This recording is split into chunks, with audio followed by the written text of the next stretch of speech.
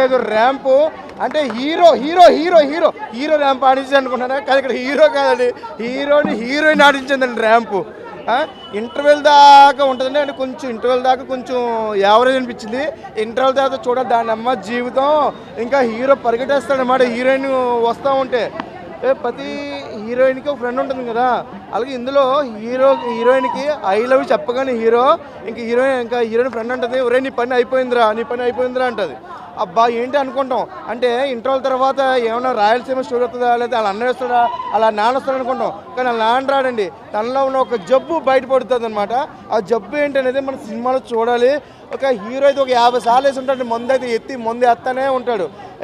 అలాగే రొమాన్స్ అంటే ఏమండి హైలైట్స్ రొమాన్స్ సీన్స్ అండి. కిస్సింగ్ మినిమం ఒక 15 సార్లు కిస్ పెడతా ఉంటాడు. నేను లెక్కెట్టాను ఒక 15 సార్లు పెడతాడు.